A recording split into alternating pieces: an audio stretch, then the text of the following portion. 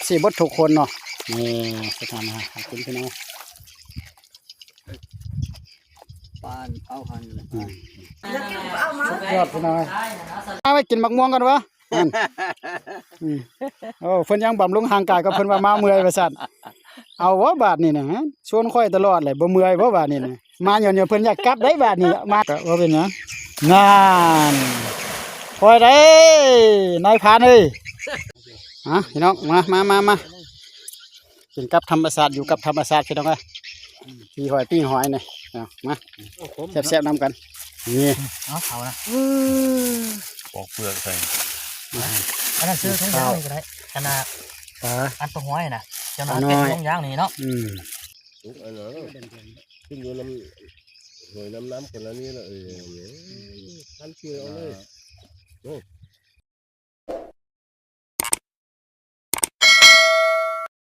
สบายดีพ่อแม่พี่น้องที่เข้ามาติดตามรับชมรับเบิ่งมื้อนี้เนี่ยทีมงานเฮามาไก่เติบพี่น้องเอ้ยจักมาลงทางแล้วก็มาตามทางพี่น้องเอ้ยนี่มากับหัวหน้าเพิ่นลงสิ้นทางมาสู่จะมาฮอดอยู่บ่นี่เพราะว่าช่วงก่อนๆหั่นตอนเดือน3เดือน4หั่นนะประมาณนี้แหละว่าจันมาเทื่อนึง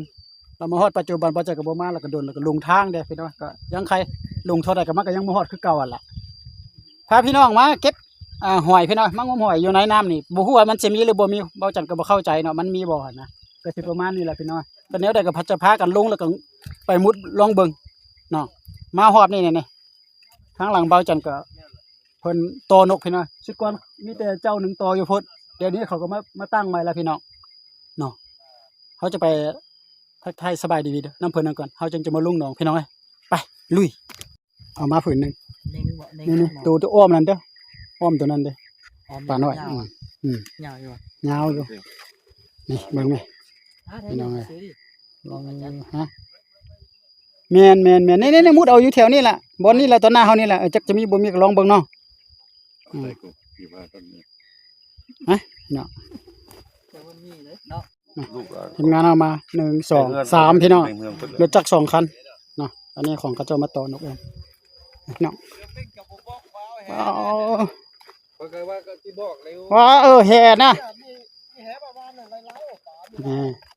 พี่น้องนี่พ่อนะกระเจ้ามาปักหลักเทวาเริ่มปฏิบัติจะตัวนกแอ่นพี่น้องเอ้ยเพราะว่านกแอ่นอยู่แถวนี้มันสลายเพราะว่าก่อนเราจัดมาหอบนึงหากันมาตั้งว่าสบายดีไอ้อันหากันมาตั้งว่านี่เมื่อก่อนค่อยมาในเธอนึงเห็นผู้นั้นน่ะโตอยู่หั่นก็มาอยู่มีคนมางมอยู่บ่อหอยแถวนี้นะมีอยู่เมื่อก่อนปล่อยก็มางมก็ได้อยู่วะคือกันมีหลายอยู่พามาเก็บหอยนี่แหละเนี่ยพี่น้องเห็นบ่เครื่องเสียงเพิ่นนะค่อยก็มักคือกันค่อยก็เฮ็ดอันโตนกโตหนูแต่ว่าค่อยครับบ่มีตัวนี้แต่ว่าโตแบบอันน่ะอยู่ป่านะเอาเครื่องเสียงมาเปิดเลยจะแบบยิงเอาบ่หยังบ่นี่มักคือกันอยู่หั่นจุดนึงพี่น้องนี่เพิ่นกำลังติดตั้งเนาะติดตั้งเครื่องเสียงเกมจะโตนกได้พี่น้องแต่ว่าคันมื้อใดฝนตกแล้วแม่นว่ามาโลดมื้อนั้นน่ะแม่นนกแอ่นออกดีเนาะนะนั่นมาอันนี้ไอ้เพิ่นชวนว่ามาเก็บหอยว่าซั่นอยากมาเก็บหอยโอ้ก็บ่ฮู้เลยเด้อเพิ่นว่าน้ำใหญ่ค่อยก็บ่ฮู้แล้วลงทางแล้วก็มาได้มาโดนแล้วเด้เตตอนเดือน3เดือน4พุ่นเอาให้มันๆเด้อมันจังได๋จะมาถ่ายทำอีกหน่อยนึงก่อนตอนนั้นนกมานยังมาไทยเด้อดอกมาจะมาถ่ายตอนอันเจ้าดึงฮุบนะประมาณนี้แหละพี่น้องเขาจะไปลงเก็บหอยได้หาปลาในนึงก่อนนี่ขั้นแรกอ้อมหาแต่ว่ามีไม้ในนึงแต่อ้อมเนี่ยมันป่ามาเข้าอยู่หันได้นั่นมีลงเอ็นเนาะยังครึ่งนึงไปเลยอะไรเนี่ยเขาแป้อะไรเอาติดมองเลยกำลังจะลงมองได้แบบนี้เกี่ยวกับยางรถมันนะครับค่อยว่าน้ำนี่มันสะอาดในน้ำไหลได้ตัวนี้นะบ่คิวได้น้ำนี่บ่คิวฮะต้มบ่เลิกติบ่เลิกใส่เกือบลงเลยปะใส่เกือบเนี่ยบ่ได้ตีบ่ไปปดท่วมหัวปะกระแถวนี่กระแถวไปขั้นไปเลิกกันกระท่วมหัวแล้วเขาก็ได้มุดเอาแล้วหอยก็ได้เริ่มปฏิบัติงานข้าวหัวหน้าไว้กินมักม่วงกันวะโอ้เพิ่นยังบำรุงร่างกายก็เพิ่นว่ามาเมื่อยว่าซั่น เอาวะบาทนี่นะฮะชวนค่อยตลอดเลยบ่เมื่อยบ่บาทนี่นะมาหย่อนๆเพิ่นอยากกลับได้บาทนี่มาเนี่ยโอ้เนาะโอ้เนาะแล้วก็มาตามทางได้บาทนี่น่ะ ไกลเด้อ ไกลเด้อืมเฮาบ่ฮู้เขาก็บอกอยู่ให้มาเข้ามาทางลักเสา3มันมันเหมาะกว่าเพิ่นก็ว่า ว่าไงเราชอบเจ็ดชอบแปดแล้วมันบ่แม่นรักชอบเจ็ดชอบแปดนะนี่น่ะ ได้แหละ รักชอบแปดเลยเขาก็ว่าชอบแปดนี่นี่ ต้องเข้ามาลักเสาเก่าแล้ว เนี่ย นี่ เจ้าเก่า เอาแฟนเสาเก่ายังว่ามาหย่อนๆเว้ยมาบ่ฮอดจักเทื่อ เก่าแล้วก็มานี่อีกนี่ อืม ของเขามาเนาะเฮือเนาะยืนใจดมันนะ เขาใส่กระเจติ คือใจปะ เบิ่งไปเบิ่งไหมคันว่าใส่กระเจกเอาใส่ไว้โอ้เครื่องเสียงได้เรื่องอยู่บรรยากาศพี่น้อยนั้นตัวลอยไปนี่เอาวิธีมันดี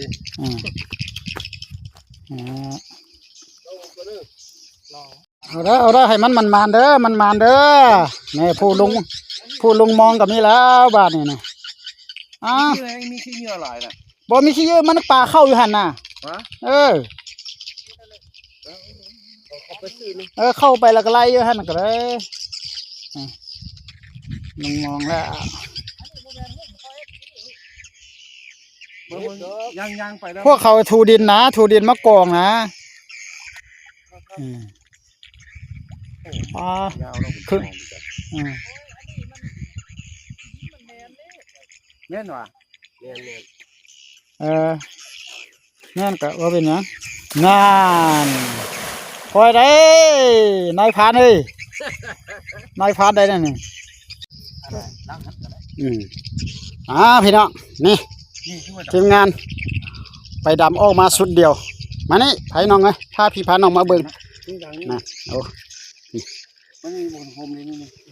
นักดำน้ำได้นี่ก็นักดำน้ำหาปลานี่พี่น้องเห็นบ่นี่เห็นบ่พี่น้องนี่ปลาบูน้องเนี่ยอันนี้แม่นหยังปลาดุก นี่ ฝุ่น พี่น้องปลาดุกปุ่นนั่นน่ะพี่น้อง ปลาดุกฝุ่น ดุกฝุ่นวะนี่อันนี้แม่นบ่ได้ใส่แห่อะไรใส่มองพี่น้องจับด้วยมือสดๆน่ะนายพรานเพิ่นผู้ใส่หมวกกัน หมวกกระเบื้องหันออกไป หมายเลข10เพิ่นล่ะ นี่พี่น้อง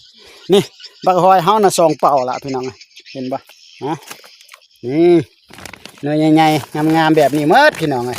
พี่น้องอันนี้นี่พี่น้องฟังไทยน่ะคอมเมนต์มาเบิ่งด้วยว่าเอิ้นว่าหอยหยังนี่น่ะพี่น้องเอ้ยนี่หลายพี่น้องเอ้ยก็พอได้อยู่ได้กินนะเบิ่งไหมพี่น้องนี่เต็มพี่น้องเอ้ยมันจะพาพี่น้องไปเบิ่งอันน่ะนี่ข้าเจ้าตัวนกแอ่นพี่น้องเอ้ยไปมาเลยเดี๋ยวนี่เขาได้จักตัวแล้วไปเบิ่งสัมผัสก่อนนอนนะบรรยากาศก็ดีพี่น้องเอ้ยนี่เบิ่งมาหน่อไม้ก็หลาย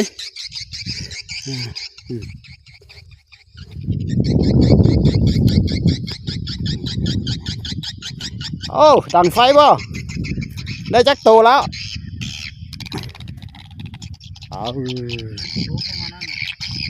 พี่น้องเอ้ย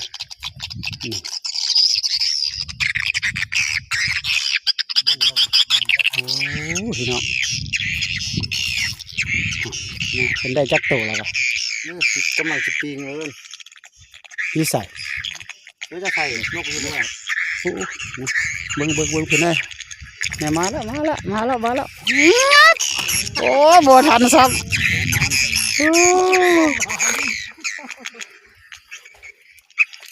อันนี้บ่แม่นนกวะ อันนี้ก็แม่น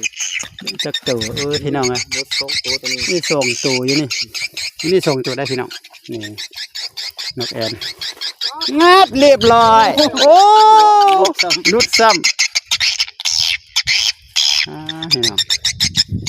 คักนี่2ตัวนี่ตินั่นล่ะนี่บ่าโอ้พี่น้องเพิ่นได้หลายเลยคันแม่นนกโอ้บ่แม่นอันนี้แม่นอันน่ะหอยพอดิหน่อไม้เนาะนี่เพิ่นได้นี่หน่อไม้พี่น้องเอ้ย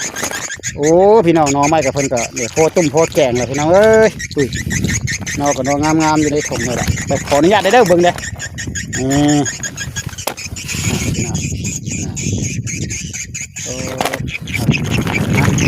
โอ้นกเพิ่นนี่พี่น้องเเพิ่นเฮ็ดปิ้งอยู่นี่พี่น้องอันนกแอนเสียงขวางซ้ำเหนือเขาได้นี่แหละ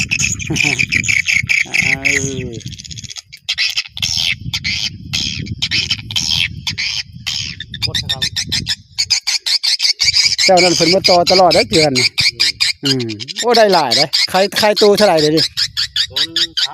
3,000เนาะตัวเป็นอะไรเนาะ3,000กิมือหนึ่งกับคันเรามันมากะได้อยู่ได้ได้หลายเขาลงไปโตอยู่หลุมนะหลัก40โอ้800ตัวโอ้บ้าโถแม่นบ่คือทีมงานเสียเจ้าวะผมเรียนทีมงานแล้วก็คนละบ้านเดียว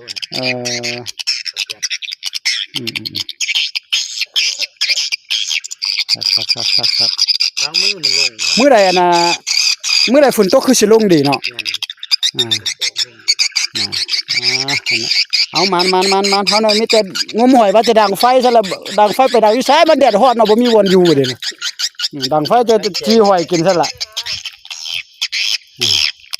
นางได้ไปดังอยู่สายไฟน่ะบ้านนี่บ่มีวนอยู่เด้เฮ็ดจังได๋เด้อ้อมอยู่ต้นไม้นั่นแหละแก้มน้ำมันเลยจะได้อ้อมอยู่ต้นไม้เด้อเอามัน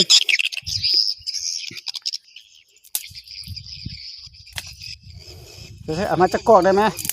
อย่าชูบนะโอ้แก้เมื่อยได้ตัวยังเมื่อยเลยทุกอย่างกำลังก่อไฟก่อนพี่น้อง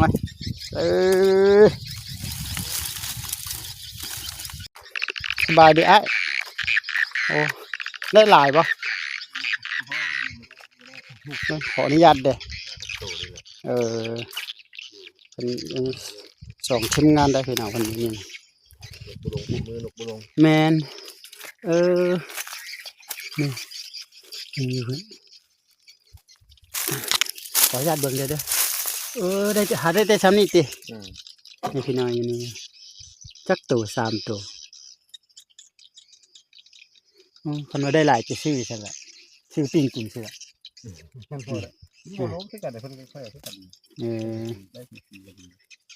ซื้อปิ้งกินจัก10-20ตัวนี่นะ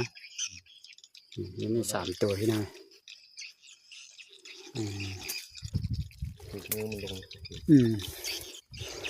มื้อใดฝนตกคือสิลงหลายเนาะมื้อใดฝนตกเนี่ยฝนตกโอ้แดดบ่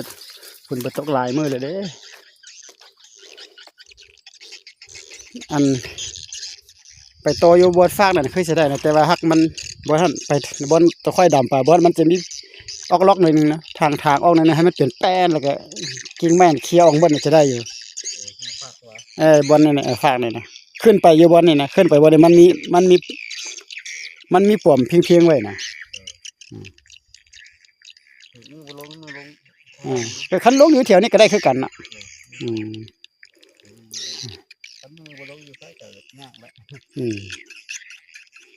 เอาให้มันมากำลังปิ้งพี่น้องมาได้น้อยกับปิ้งน้อยเลยบาทนี่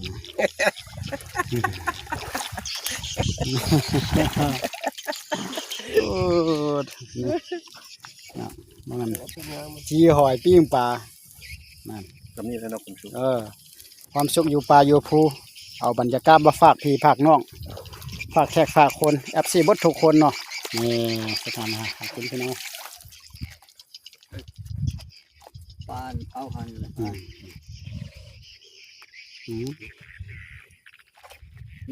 พอน้อยบ้านนะไปแล้วก็ไปดำตื้มให้มันได้เป่าหนึ่งอีกเลยประเทศใช่ป่ะทำไมน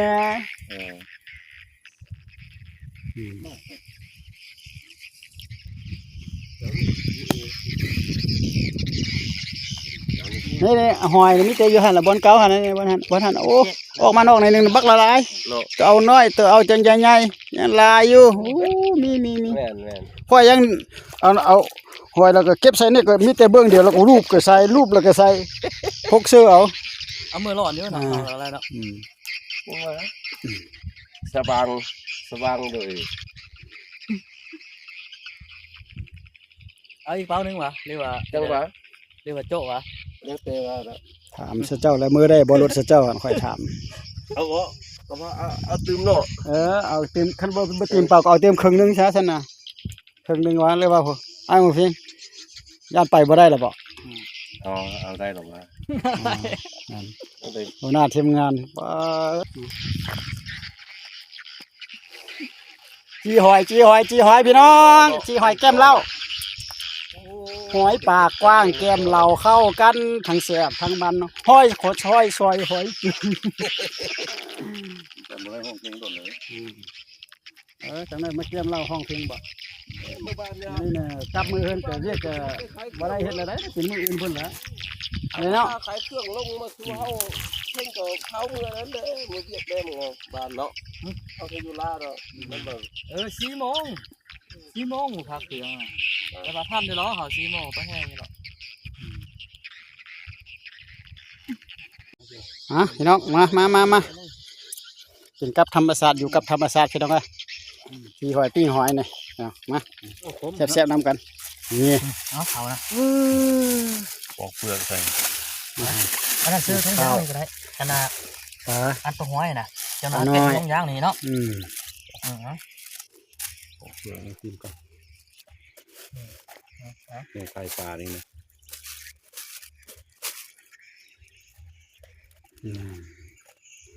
ปลารูปพานปลาดุกปูน เป็นอะไรก็รู้คุณเบิ่งสิแกะน้ำเอา นี่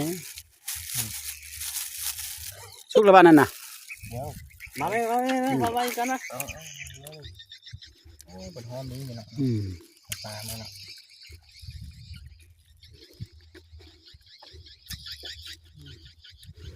ขึ้นขา ร้อยปีบ่เนาะ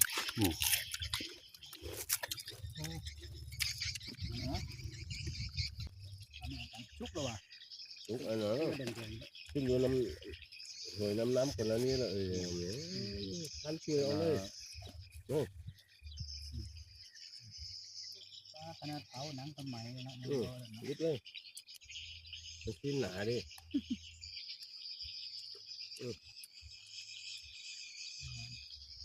นั่นแหละจอยกินที่ปลายโต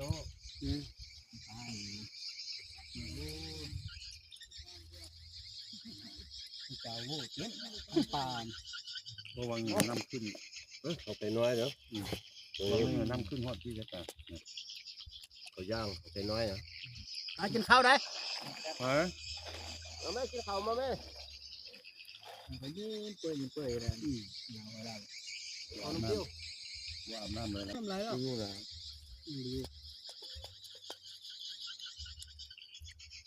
คนหนึ่งข้าวแห้งๆกว่านั้นเนาะเราให้เดี๋ยวอื่นเนาะพี่น้องทีมงานเขาก็จะอำลาพระจากก่อนพี่น้อยบ่ไหวละ2 คันรถประมาณ70หรือ80ประมาณกิโลประมาณนี้รวมนะพี่น้องจะกลับก่อนบ้านหน้าจึงคอยว่ากันใหม่คลิปนี้ก็อำลาพระจาก FC หมดทุกคนที่เข้ามาติดตามรับชมเบิ่งแล้วก็ฝากไลค์ฝากแชร์ได้เด้อบรรยากาศพี่น้องพบกันไว้ในคลิปต่อไปสำหรับคลิปนี้ขอขอบใจมาเบิ่งรับชมบ๊ายบายพี่น้อง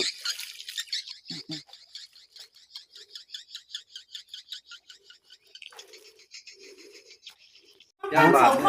ให้เต็มมาได้พี่น้อง เป้าจิตใจแท้คุณทางวันนี้ เฮ็ดเคี้ยวชี้ต่อเท่านั้นมาแล้วอันนี้บ่ได้กินแล้ว มะนาวแล้วกินเอามา ยอดพี่น้อง